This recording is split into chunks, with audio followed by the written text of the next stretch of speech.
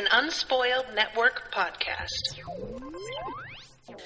This is Spoil Me, covering Elder Empire Shadow Book 1 of Shadow and Sea, chapters 9, 10, 11, and 12.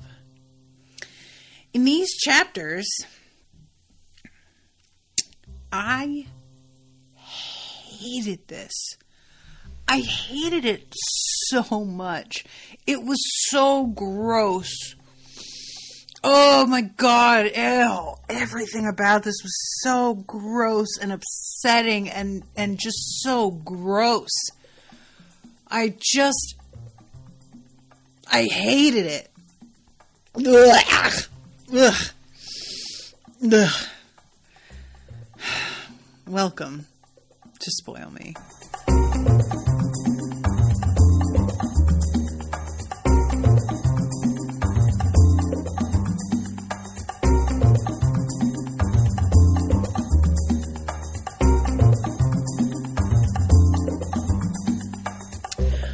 Welcome to the show, everyone. I am Natasha. Thank you very much to George for commissioning this episode, except no thank you, and I hate you. That's for you, George. This island made of flesh has got to go. No, sir. Thanks, I will decline. Because I just cannot handle it. I can't do it. I didn't know that I had this kind of queasiness to me about this kind of imagery because I have read very little that has this sort of imagery in it. The one thing that has been sort of horror-esque that I've read is Drachenfels, which I'm actually recording tomorrow. And that is done in such a way because the point of it is to horrify. In this, while I won't say the point isn't to horrify, because I'm certain Will White did intend for us to be deeply horrified, it is much more incidental to what's going on with the plot. That's not the objective of it. It's more like, here's this gross thing that's happening in a gross place that is the backdrop for the mission that's happening that is very important and, were the situation set somewhere else, it would have the same overall effect on the story, And there's something about that, the fact that it is a just scene setting that makes it somehow worse, I don't know. I think it's because knowing that it wasn't just the point to make us uncomfortable, it means to me that this sort of setting in this universe is not totally alien and therefore apt to perhaps come up again. And I will be honest, I am not excited about that. I couldn't handle it. I was genuinely, there was more than one time throughout reading that I was just oh God. And I needed to put it down and take a breath for a second. Like I said, I didn't know I had this kind of weak stomach on this stuff, but there it is. So let us begin. Chapter 9 comes to us with Shara, Maya, and Lucan 13 years ago. They are cleaning up after the trial that they just ran with the tower. And we get a couple of pieces of information. First of all, Lucan's a dirty little cheater. And he says something to Shara don't tell Maya, she'll think I cheated, or she'll say I cheated. And I'm like, 'cause you did. She will say the truth, sir. And he first says that blankets can't be awakened that fast. Nobody can do it. Now, as we see later with the Emperor, that is not strictly true. It's simply uncommon, but it's not impossible. And I can't help but wonder if Lucan's going to get to a point where he can, and he'll be like, oh, damn. I told her the blanket strangled him, and as far as she can tell, it's true. She asks, how did you get the window to close behind you? And it turns out there is this thread that is extremely sticky, made from an almost invisible silk. And they gave him a piece of it from the architects. And he was able to use this to pull it shut behind him and make it look as if it was done by magic, you know. The boots, though, that he did not fake. However, he says, I don't advise it. It kills your stomach muscles trying to stand straight out like that. That's a really good point. I appreciate that being acknowledged, because that's a literal exercise that you can do. There's spots at different gyms where you can brace your knees behind like a frame and lean outward and hold yourself perpendicular to the wall. And it is a intense ab exercise. So being able to do that looks like it's very simple, but actually very, very difficult. And it didn't occur to me. I guess I assumed if the boots could do that in the first place, it would also grant you ease in doing it. And I don't know why I thought that, because it's not like they just can alter your physiology necessarily, you know? But yeah, he says, it took me 3 months to make a pair that worked, but now I've actually invested boots that let you walk up walls. I was trying to get them to hang me on the ceiling like a bat, but it turns out alchemy's better for that. And this is when we get, I had mentioned, I think before, that I was surprised that the knives, the shears that Shara works with in the present day are made of bronze. And it turns out that this amount of investment, it can be enough to overcome the material itself.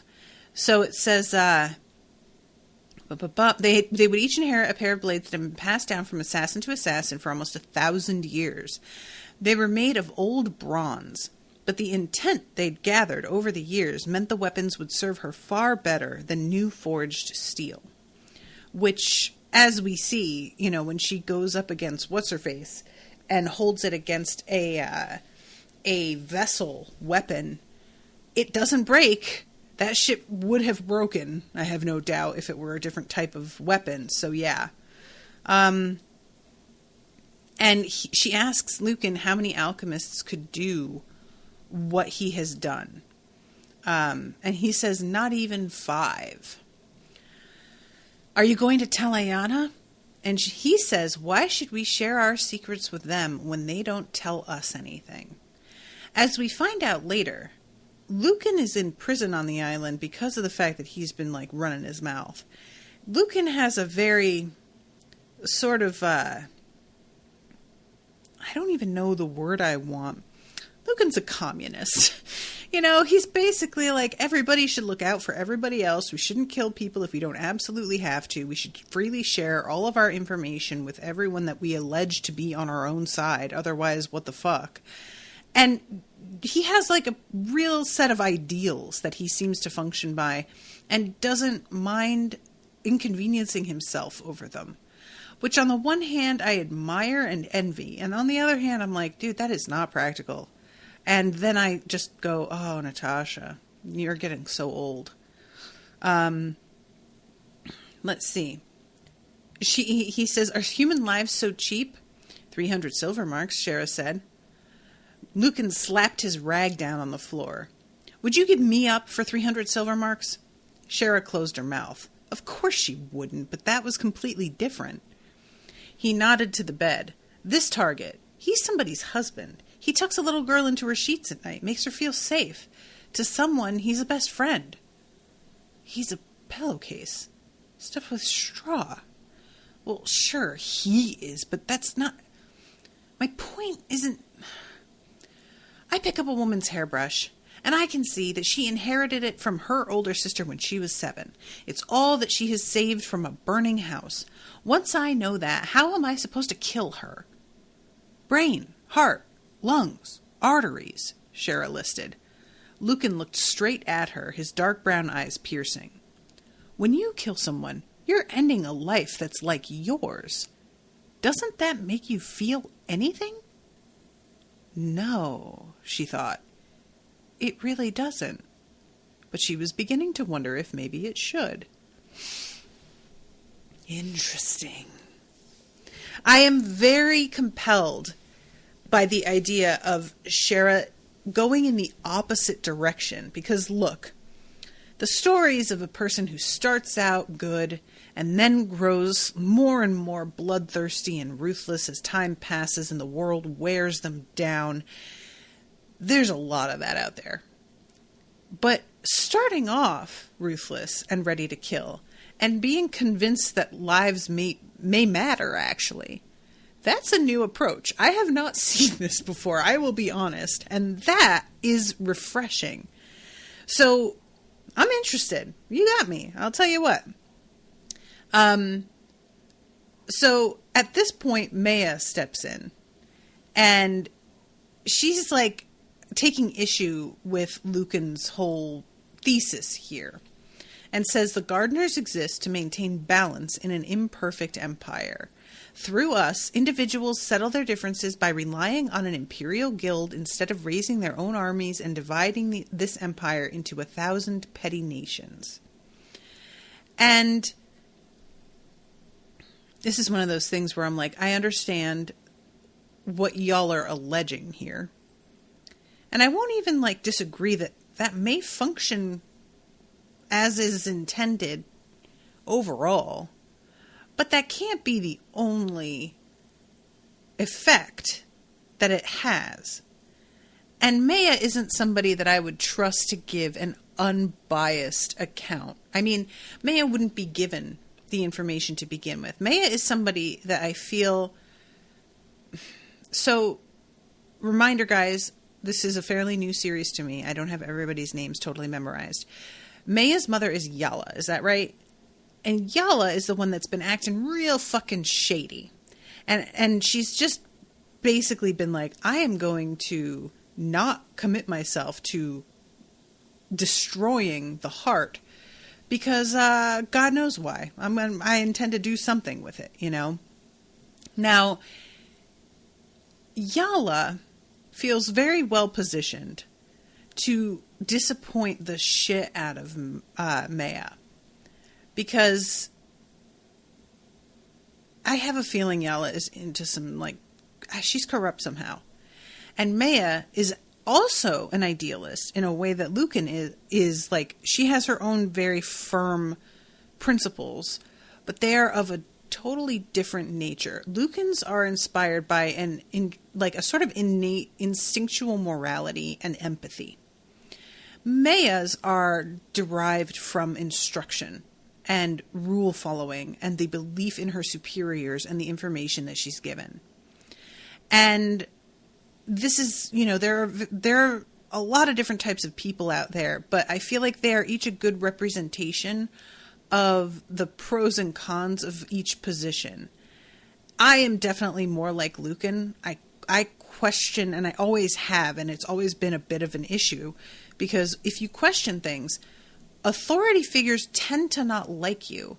And I am not somebody who likes to flout authority, despite questioning things and always wanting to know why we do things in certain ways. I am also somebody who likes to follow rules. I like to be approved of by authority figures. I read the instruction manual that comes with the electronic device. I look at the signs that tell me not to walk on the grass.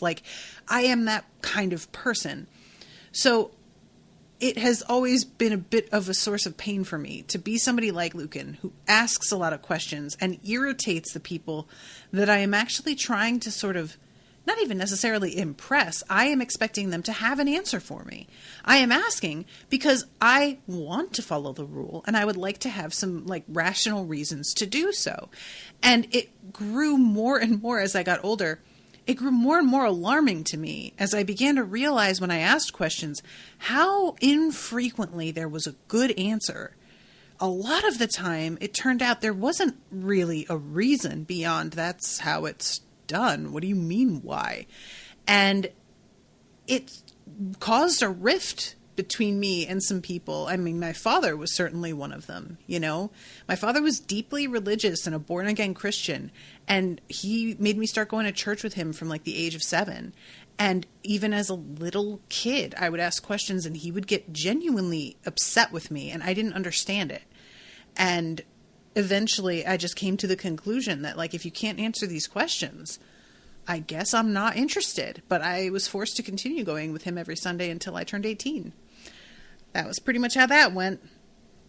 So, yeah, it was, the two of them, I just really sympathize with both of them, you know? And I feel like Maya she is going to be disillusioned. Something's going to happen to reveal that the motivations behind some of the function here aren't what she was told they were. And she has undergone some dramatic... I mean, she's undergone torture, let's be honest, on behalf of this organization. So to find out if that they're not what they may say, or at least some of them aren't, and one of them, in my opinion, is going to be her mother, that's probably going to be a real nightmare for her. Anyway, okay, so, oh, you know what? I want to mention, if anybody is in the chat, go ahead and type something, because I just want to make sure the chat is working. I don't see anybody in there, and there have been a couple times where it hasn't functioned properly, and if it isn't, I will go ahead and refresh the page and see if that fixes it.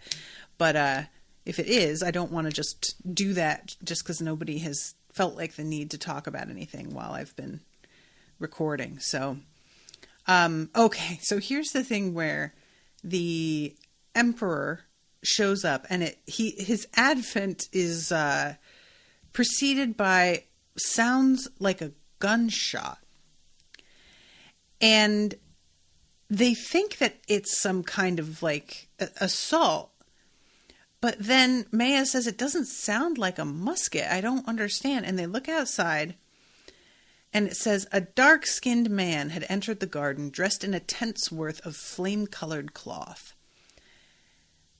Wherever the man stepped, there was a deafening pop, and a floor tile appeared under his feet. He walked at a casual pace, headed straight for them, and behind him stretched a tiled path that hadn't existed a moment before. "He's awakening the gravel," Lucan whispered. "That's not possible." First of all, dope. Second of all, what? Okay, I want to know what awakening means. It's obvious that it's something like bringing something to its highest possible state of matter or being, but I would like an official definition. And also the idea, like, just picture this, guys. This dude is walking and causing what sounds like repeated gunshots with every step. That seems very disruptive to me. I wouldn't, like, can he turn that off? Does he mean to do this? I have to assume this is like an involuntary thing at this point, which doesn't feel awesome to me. I don't know. Maybe it is on purpose. Maybe he's just like, I don't like uneven ground. I would like a tiled floor. Thanks. But it just seems kind of inconsiderate to me, considering how loud it is. And also, like, he's going to leave and there's just going to be a tile path there now. I mean, I'm sure nobody's going to be sorry for that, but it is just kind of, I guess he's the emperor and he's in charge, but he's out here just doing construction with no permission. I mean, it seems kind of rude. So anyway, the emperor shows up, and this is, I love this scene so much, because basically the thing with Shara is a kind of a fascinating figure for me. It's not just that she doesn't really have the kind of empathy that she allegedly should to be like a proper person, but she doesn't really understand the social expectations that people have. And this becomes clear in another scene as well, where she's supposed to be like taking a vow, and it's meant to be extremely like solemn and a great honor. And she's not interested in playing this fucking game let's all just be honest about what we're doing here, which is you're making me take a vow and I don't have an option to get out of it, so stop pretending. And it makes me sort of wonder about what is being said regarding her character.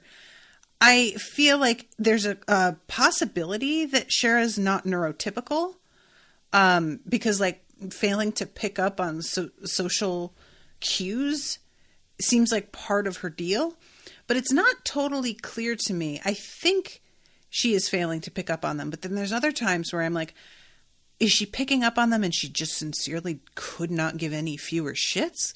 Because that seems to be her energy at times, but not always.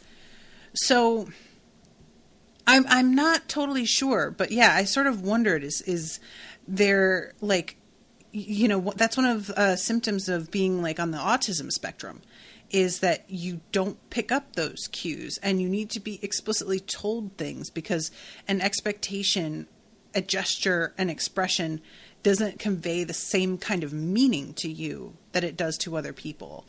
And I wonder if that's what's being done here or if it's something else entirely, you know? So the Emperor looks up at them and he's fucking like, the whole island is shaking. Every building is shaking. And something high-pitched burrowed into Shara's ears as if every stone in the tower were shrieking at once. Then he reached the bottom of the tower, 5 stories beneath their window, and he stopped moving. At that exact instant, the island froze. He turned his black eyes to the window, and Shara saw that his head was completely hairless. "Jump," he commanded, and the sheer force of his voice told Shara that he was to be obeyed. Maya leapt first, and as she fell, he whipped out one of his voluminous orange sleeves. It billowed forward like a ship's sail caught in the wind spreading beneath her. The sleeve caught the girl gently, cushioning her like 1,000 silk blankets. She rolled out onto her feet, but immediately lowered herself to her knees. And this is when Lucan is like, oh, damn, this is the fucking Emperor. So, at this point, Shara is looking and she's like, I know I'm supposed to do what he says, but I don't know this motherfucker. I mean, I don't think so. And he doesn't repeat himself. He just looks at her and she starts to climb down. And then we hear Carrion say, she has certain difficulties, as I expressed before. I can assure you this won't. Once more, the tower shook like a struck gong, and her fingers slip and she just drops down and lands in the, orange silk. And he says, Lesson 1, do what I tell you the first time.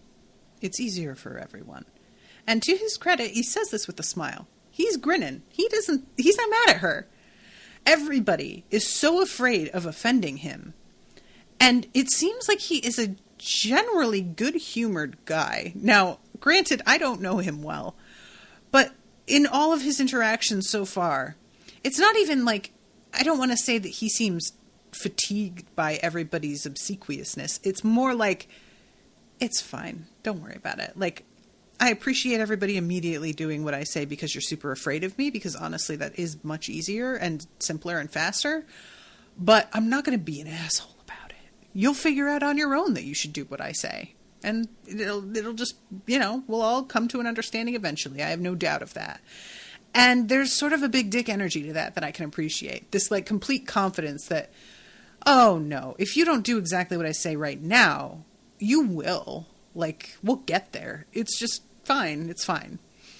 And Shara does not kneel. She stands up. Everybody's fucking kneeling. And she stands and looks at him in the eye and says, how can we help you, sir? And she looks at Carrion like, haha, I'm very good, see? And then realizes that Carrion is literally shaking and covering her hand like, oh my God. And she's like, I don't get it. What's the problem? I love the difference here because later on, like I said, she does the same thing in the ceremony where she's made a gardener. But in that scene, Carrion is cackling. She can't get enough of it. She's fucking like really digging it off in the background in the shadows, like by herself. She's got her popcorn and she is just like this messy bitch, enjoying the hell out of it.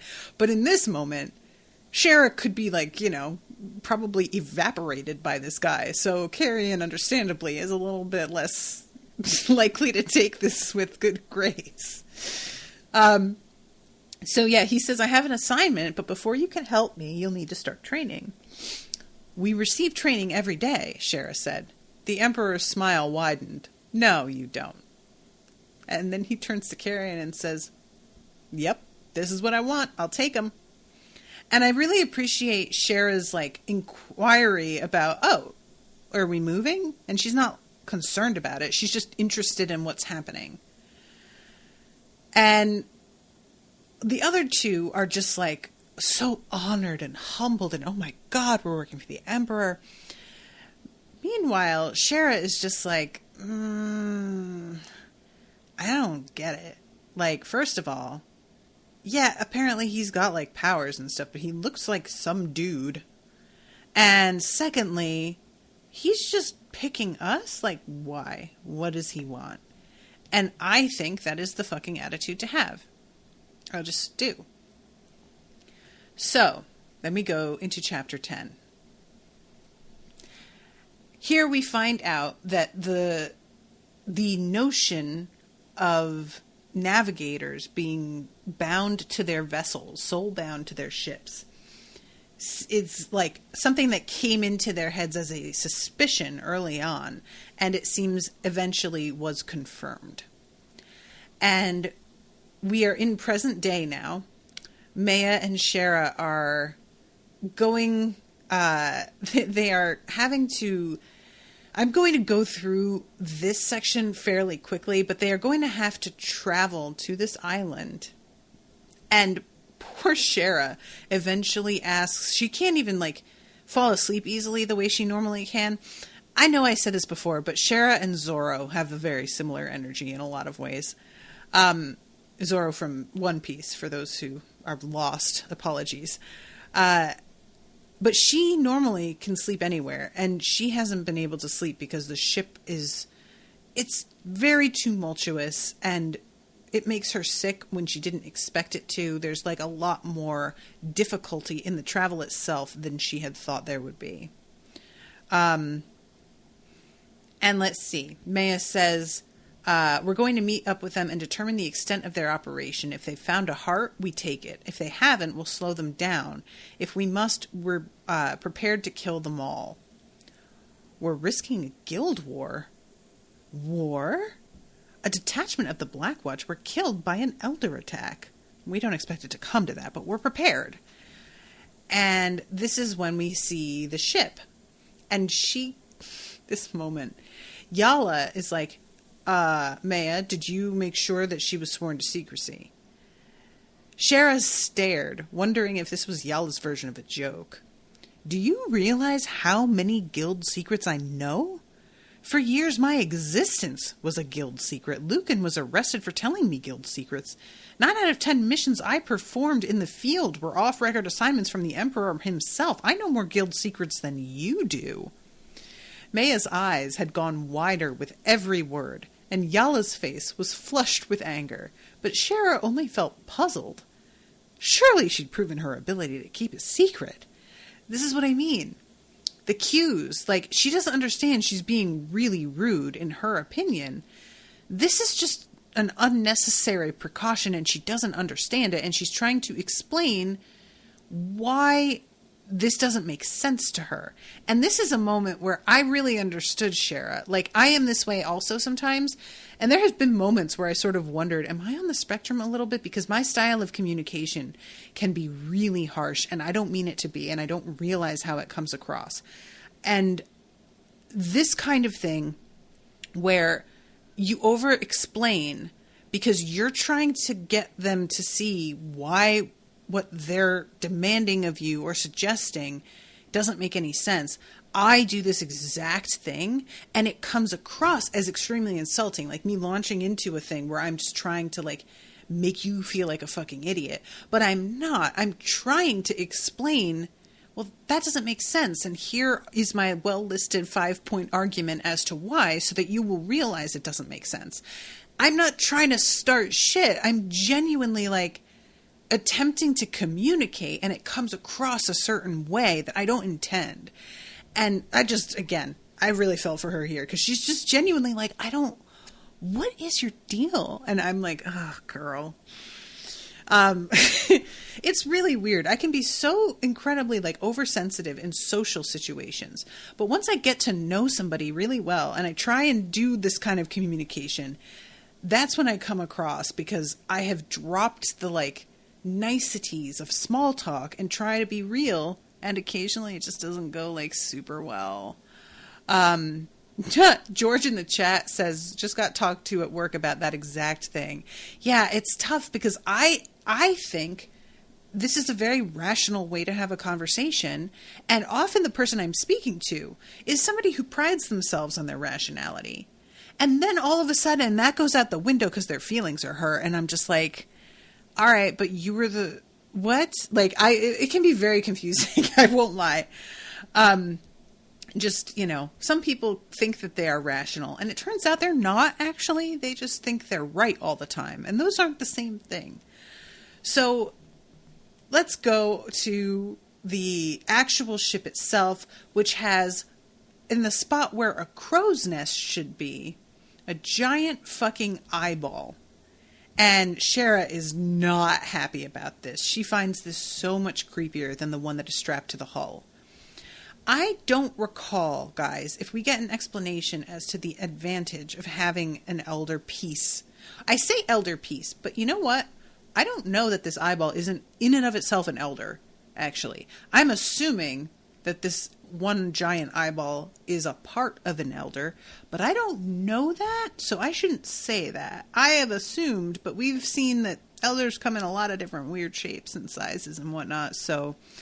but yeah, is it just like a defense thing, or does it imbue the ship with powers, or what?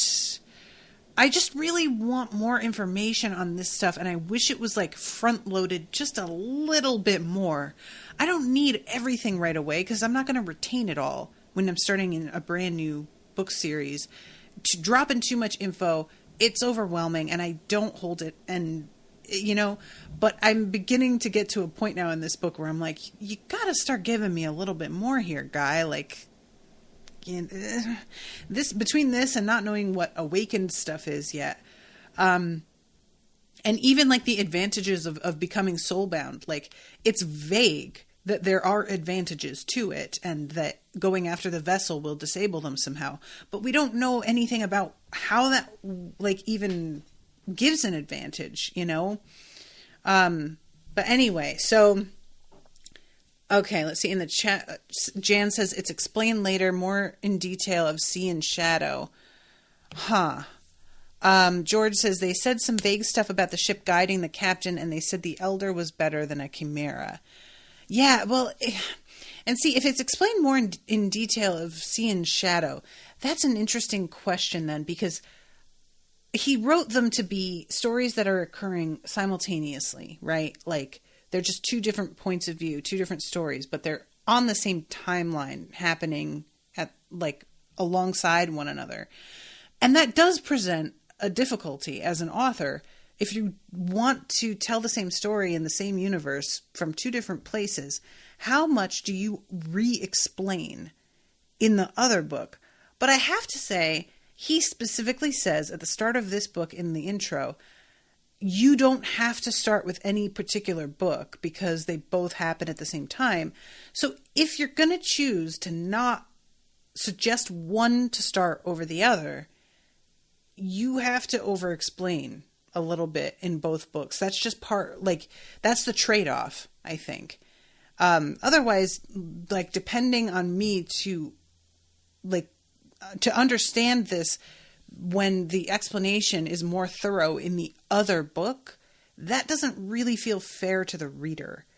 And I appreciate that, I'll get more of an explanation, but I just don't feel like that is structured very well. And as I have learned from George, this was written far ahead of the Cradle series, so he was obviously like figuring out his footing on how to world build effectively. I just think that he has learned a lot since then, definitely.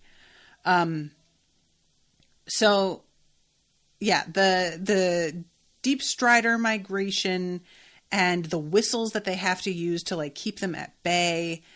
And then there's a fucking island that hunts them and wants to eat them. All of these things are just basically too much. Shara is just like, you know what? I think I'm going to check out. And you guys can wake me up when we get there. Okay, so they do that.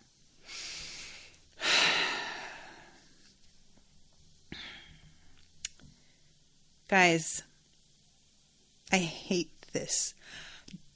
Nakothi's Island. Nakothi. I'm just going to say Nakothi. That's the one that automatically comes out of my mouth. Apologies. This place is so foul and horrifying. Will White, who hurt you? Genuinely. What the fuck, dude? Ew. Ugh. Ugh. Oh my god. Oh. Ugh. I have to read some of this. The island itself was covered in pliant skin rather than sand or soil, broken only by patches of dark waving seaweed that sprouted from naturally occurring wounds. I don't think so. No. I won't. No. There was nothing supporting the island on the ocean's floor. It was really floating on the surface. The island smelled like rotting vegetation and bloody meat, though not as strongly as Shara would have expected. The stench should have been overpowering, but it served as more of a backdrop to the ordinary sense of the sea. And then we get to the description of the actual, mining operation. And this particularly got to me. The watchmen didn't know it, but they were surrounded by consultants. Masons moved among them, wearing the silver-buttoned black coats of the Black Watch. Shepherds crouched behind patches of seaweed in natural craters or within the open, porous tunnels that riddled the island. The mine was a huge crater 100 yards from end to end, seemingly gouged out of the island's flesh. Its edges were an angry, oozing red, edged with unhealthy patches of green. Holes dotted the crater walls where the watchmen had dug through veins, each ranging from the size of a man's arm to bigger than a sewer tunnel. Pink wires crossed from wall to wall like a maze of thin tendons, though some had been severed to make it easier for the watchmen to mine. Only one cluster of cords remained entirely intact, all terminating in a thick cluster at the bottom of the hole. They were stuck to Nakothi's heart. The heart itself looked exactly as Shara remembered, a pulsing gray-green mass the size of a fist, throbbing and pushing sickly liquid into the island's flesh. No, no, no, absolutely not. I won't. I hate it so much. And it just gets worse, guys. I was just on the edge of nausea already. And then we have the fucking children that show up, and they are not children. They are so foul and horrible. Oh, gross. Oh, my God. So she sits and watches, and then all of a sudden, here comes Calder Martin. He is not supposed to be here yet. It's supposed to take him another couple days to get here. Apparently, they deeply underestimated how quickly his ship could move. And the fact that he is here is really going to fuck up the whole works, because he's got his champion with him, and it just adds another aspect to everything. And also, Shara's no fool. She's been here before, and apparently there was an army of the fucking dead then, and she remembers. So she is also on guard for them to turn up. And she starts to get really agitated at this point. They had the worst possible timing. This situation had become far too volatile. There were so many people involved that Shara was having trouble tracking them all. So eventually this guy starts to come toward her, and it says he wasn't checking for her. She was sure. It was good sense to check any tunnels on this island before you walked inside, but she held her breath nonetheless. After a moment, having ensured his own safety, the watchman relaxed and leaned his shovel against the wall. Maybe he was trying to sneak a break. Maybe he wanted to relieve himself. Shara never knew. She took the opportunity. Shara rushed forward before he knew what was happening, driving a needle into his chest and covering one of her gloved hands into his mouth. He whimpered against her hand, eyes wide and terrified, before she pulled him into the darkness of the tunnel. Now, I don't know that she killed him. I can't tell from this, she uses the needle, and it could be that she just paralyzes him. Even if she did just paralyze him, it's gonna be ugly, because the fucking, children's show, and I don't know what they do to people like him who are just chilling asleep on the ground, but I can't imagine it's anything good. I'm just assuming. So, R.I.P. to that guy. And then at this point, she's watching Calder, and he starts counting, and he begins to realize that some shit has happened. He's noticing someone's missing. And she keeps trying to be don't count, but it's too late. He is a smart boy. I am wondering if the other book is from his POV, don't tell me. But I think I remember a dude on a ship's deck on the cover for that one. So I'm going to guess. Don't know that, but I'm just going to guess. So at this point, all-out battle begins. And there's this, the opening for chapter 11, Gardener Doctrine. When you must fight a soulbound, do so with great care. Fight from a distance or from the shadows, and be sure to gather as much information as you can. If you must fight a member of the Champions Guild, carry with you a small vial of poison. When the champion defeats you, end your own life. That's the kind of shit that you would see at the end of the bottom of a Magic the Gathering card. You know? Some real dramatic shit like that. And then there would be a picture of a champion ripping somebody in half. Really graphic, but kind of beautiful. And you'd be oh, but wow. And then we get into the battle itself. The Silent One, Tristania, did her order proud by standing over Nibirius with her coat spread wide. It was invested to stop bullets, which Shara recognized as a tricky bit of reading. Bullets pounded against the fabric and failed to penetrate. Later on, Shara is able to penetrate with a knife, but not far. The knife only gets an inch deep. She thought it would be less effective than it actually turns out to be. This reminded me very much of Harry Dresden's Duster. And at this point, she starts to just go all out with killing the people who are in her way, and doesn't feel bad about it at this point. This is the time, if you're going to be fucking brutal and ruthless, to do so. Calder Martin, fortunately, had decided to make his way out of the crater. He had his mother by the arm and seemed to be moving away from the fight. Good. That was another pair of eyes out of her way. Then Calder shouted in a voice that cut through the sounds of battle. Urziah! So here comes Urziah. This motherfucker wants, he wants some sportsmanship, man. He wants a gentlemanly battle. And he is a little disgusted with Shara. More than once. First, she doesn't immediately introduce herself, which he clearly seems to feel is very bad form. She finally does, and that's enough, but she isn't formal about it. He announces who he is and his role in everything. And he does, she doesn't, she just says her name.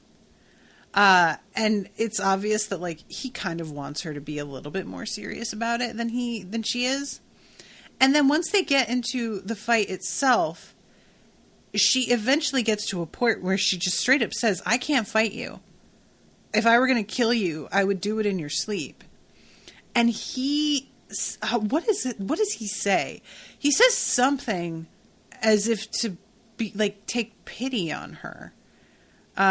Which I really like. There's something almost patronizing about it. Here it is. Yeah. Is this not better? Let us fight. No tricks. And he's like grinning and excited. He is all about this. I am a little bit impressed at how he does not seem to hold it against her that he was like dropped to the ground and poisoned. I don't know that he knows it was her, but I feel like he probably assumes it was her. He woke up towards the end of that encounter and saw her when she was leaping off the side of the ship. So I think he knows, but you know. And he also does something interesting where she catches him like trying to come down on her with this hatchet. It felt like trying to catch a collapsing tree. Her hip flared with pain and gave out, driving her down, and her wrist screamed at her. He didn't seem focused on forcing the weapon down.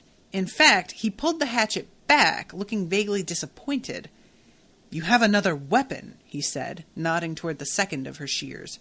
You should release it. Shara was beginning to come to the same conclusion. She never drew her second shear because the level of intent bound in the blade distracted her. She could never get over the impression that the weapon was laughing at her. In a fight, that half second of disruption could kill her, powerful blade or no. I am so curious about this blade because later on, when she comes up against Calder, he's horrified by the thing.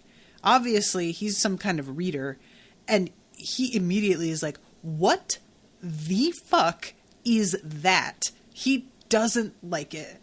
And she's not a reader and has no sensibility at all. Evidently, her aptitude test was like, she's like a rock. No impression at all. And even she is shaken by this thing. That's bad, you know? Oh, here it is. Yeah. She says, if I had to kill you, I'd rather do it while you slept. Urzaya's smile faded. I am sorry for you. He stepped forward, an axe in each hand. I was like, shit. So then Maya steps in. Urzaya Woodsman, Maya said politely. My name is Maya. Pleased to meet you. The Azirian looked over her shoulder to Shara. You see, these are manners. I really like him. Shara is not a fighter, Maya said. That's my job. Urzaya stepped forward and tested her by flicking his hatchet down. She caught his dark blade on her bronze and not only held him off, she actually forced him back. The gladiator started to laugh. Yes, yes, come! They were insane. Both of them. Yeah, I mean, definitely, yes. So Shara, of course, has to back up Maya. And in doing this, there's like, she keeps trying to attack and do these like little things to help. And she's just, it's like she's throwing herself against a mountain wall. I guess one would call that a cliff. A rock? I don't know. It doesn't move. He doesn't move. She has no effect. Maya, meanwhile, despite having all of these abilities from the upgrades that she has undergone, her upgrades are inferior to Urzaya's because they don't function seamlessly together. And the upgrades that a champion undergoes are secret. So I don't remember who is in charge of the champions, if that's also within the... A champion isn't part of the consultants, right? That's like a whole other guild of people. And in any case, what she's got going on, like all of these parts fight with one another, and also they affect her temper and her judgment. And it's just clear that he has the advantage in the way that all of the advantages he has like function seamlessly together to make him impervious, make him stronger, make him less tired, make him faster. And just generally, she keeps thinking like, oh, I've got him. And then no, she absolutely doesn't. For the first time since her sparring matches with the Emperor, she was overwhelmed with a depressing realization. He was better than she was. Stronger, faster, more skilled at open combat, and his powers, whatever they were, worked in complete synergy. She constantly struggled to keep her body focused in the same direction as her mind. So, that sucks. I feel bad for Maya, because she has really undergone such, like, horrifying shit to get here, and it's not even as good. Like, you know, it just doesn't really seem worth it. Except if she didn't, she wouldn't have been here at all anymore. Like, they would have just fucking fired her. Killed her. Probably. From the way things go with the becoming a gardener ceremony. So, then we have Shara going against Calder because she is trying to take the heart back. And he asks where his wife is. And she's like, I'm going to fuck with him. Because I need an advantage. And I gotta say something that I know is gonna get to him. So she tells him his wife is dead, and it works. It really makes him stumble, and she is able to get the heart away from him. And this is when she also pulls out the second blade. She could swear she heard laughter, and she couldn't tell if it came from the sheath on her back or the children all around her. Here's when they fucking turn up. Dislike. The laughter rose to a crescendo, shrieking in her ears, and she froze. She hated this blade. It remembered the dead mother too closely. Shut up, Nakothi, Shara thought, and pulled her second weapon. So this is when he asks, what is that? And where's my wife? She's dead. He flinched immediately. She could have opened an artery with her shears. She could have collapsed his windpipe. She could have killed him a dozen different ways in that one instant. He's only a headache, she thought. Why leave him alive? Lucan's voice echoed in her head as though he were right there with her. Why not?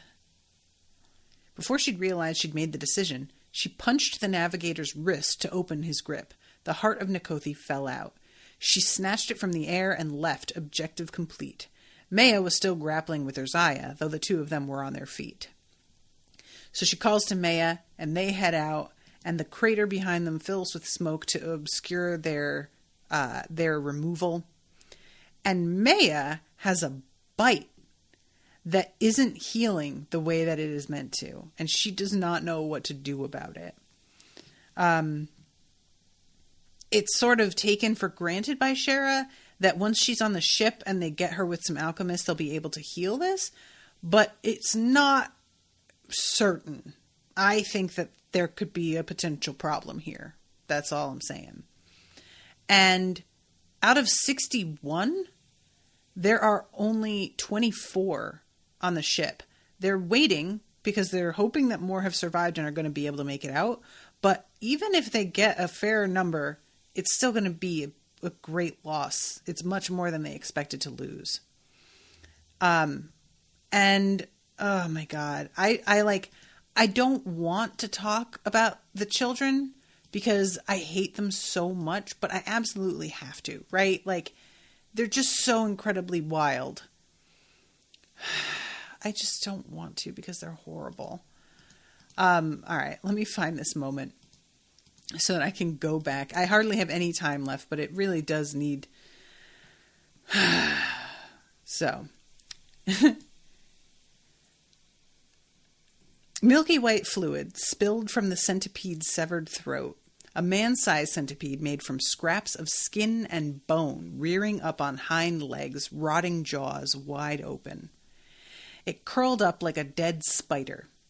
A child-sized imp, its skin as blue as a drowned corpse, hauled itself up from an open wound in the flesh of the island. It hissed as it saw her, bearing black fangs. Behind that monster, a menagerie of bones and rotting parts shambled around, engaging watchman and consultant alike. Calder Martin slashed at a headless white gorilla on the edge of the crater, and a shepherd fired a pistol blindly at a huge bat that looked like it was made of stretched human skin. This was not the first time Shera had seen creatures such as these. As the Emperor had once explained, the dead mother's children were born when Nakothi's power bubbled up and embedded itself in human remains. In a way, their bones were invested with power like an object held in tent. In the elder days, when Nakothi ruled a portion of the world, she would shape the children for specialized purposes, designing perfect workers out of once human parts. Ew. Nakothi sounds like a fucking nightmare. Just saying. Nakothi, you're a bitch and I hate you. So, alright. I had to address it, and now we're moving right along to fucking chapter 12 and getting out of here. Alright, so back to 13 years ago. Shera is getting inducted. This is such a good scene. I love this so much. It's the formality of the thing and completely undercut by her. Yala was a legend among the consultants for her exploits infiltrating the Azirians and single-handedly stopping a rebellion. Rumor had her sneaking behind enemy lines, killing a champion in his sleep, then holding rebel leaders hostage until they agreed to disband. Shera only knew her as stern, disapproving, and entirely boring. Her table, on the other hand, was fascinating. So, yeah, this is like the glowing table that we have already seen once before. It's not entirely clear to me the advantages of a table like this. Like, is it simply meant for the novelty of it and the impressive, like, look of it? Because I would think that it would have to serve some sort of function. But maybe she is not advanced enough or important enough to get to know what that is. And here she does the whole, like, Yara slapped the table, delivering a yellow handprint. This is a grave matter. The Emperor finds you necessary, and we obey him in all things, but I will not permit anyone to call themselves a member of this guild when they are not. It doesn't matter what I call myself, Shera thought. The Emperor didn't ask for a gardener. He asked for me. But it seemed to matter to Yala, so Shera nodded. I like that. She's just like, I mean, I guess. All right, sure, fine, if it's important to you. This girl. Will you, under the sun and moon and in service to the eternal empire, swear yourself to the guild of the Amharani? Or will you depart now to live a life of exile and never to return to this island? So if I don't swear, I can leave? And obviously, it is not customary, after having undergone the kind of training she has so far, for anybody to even ask about whether or not they can get out of it. So, Yala says, you will not be allowed out of a supervised community to ensure you don't spread consultant secrets, but you will not be harmed. We do not coerce anyone to join us. Shera managed not to laugh. She pointed to a door at the corner. I'd walk out that door then. One of the high counselors nodded. Lowering herself to one knee, Shera pulled a spade out of the pouch at her side. Instead of throwing it, she slid it flat across the floor. It slipped straight under the door and through to the other side. There came a clink, clink, clink as the blade struck the sides on its way down, and then, about 6 seconds later, a clatter as it struck the bottom of the pit on the other side of the door. False doors into deep pits were classic traps left by the ancient consultants. Garden training covered them specifically. The High Counselor sat in frozen silence. She was vaguely insulted that they had tried to lie to her.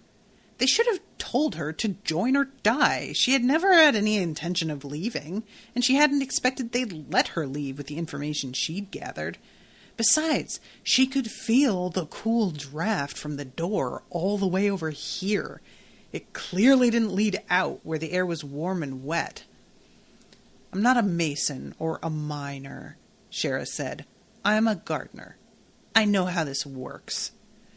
And in the background, Carrion is like, I love this so much, y'all. It's not that she wants to get out of it. She's just calling them out on their shit, and Yala hates it. Because Yala is a fraud. You are. You know you are. So stop it. You use all of this shit to camouflage the fact that you are full of it. Just, like, own it. Just be real. So, Yala pulls out a box and is like, we still expect you to swear. Place your hand on the box. And it gets colder and colder. And this, like, cloud of fog inside that looks similar to the fog that, like, forms the wall before the island roils around in there. And Bastian was one of the founding members of our order. He was also a soulbound of great renown, and the one who raised the veil around this island.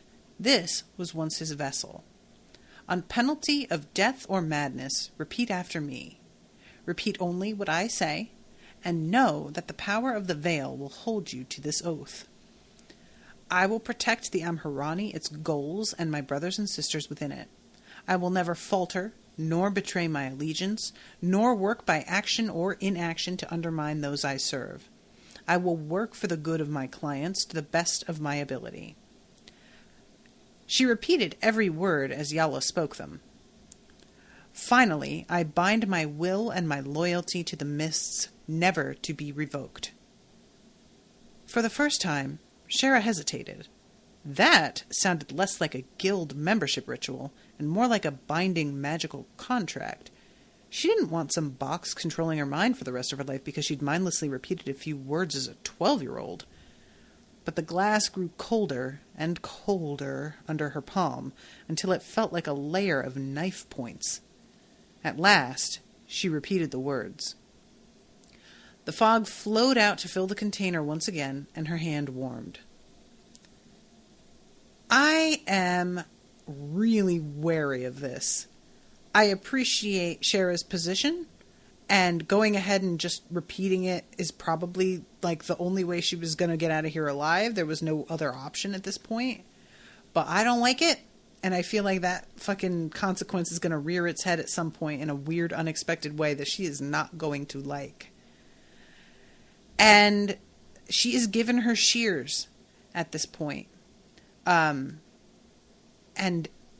she can tell, even though she's not a reader, she can feel like the weight of the intention and the age of these things. Those blades have been handed down an unbroken line of assassins since before any Amharani first called herself a gardener. Let them guide you in your service to the Emperor. So Shara ties them around her waist, and I love this. The blades were almost heavy enough to pull her over backward, because she's small. Reminder, she's 12 years old. But for the first time, she actually felt like a gardener. Congratulations, Yala said, in a tone like the splat of cold porridge. Now get out of here. We have 2 more of these today. Oh, Yala. You pain in the ass. So yeah, that is the end of that chapter, and I am over time. So I better wrap up, but this was super fun. I hated that fucking island. I really never want to go back there again. Please don't make me. Ugh. Will, what fucking nightmare did you have to even conceive of, like, ew, oh, God. I hate it so much. But I will see you guys on Tuesday with a new episode, so I hope to see you all then. In the meantime, please hang out in the Discord, which I will post a link for with the show notes to this episode, and there is a spoiler chat in there for Elder Empire and for Cradle, so you guys can go in there and chit-chat amongst yourselves.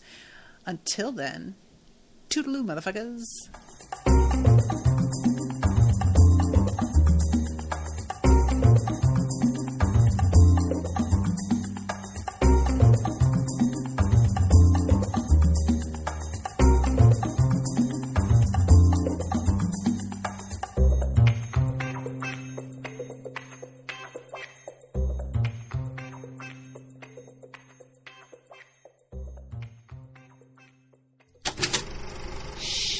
That was an Unspoiled Network podcast.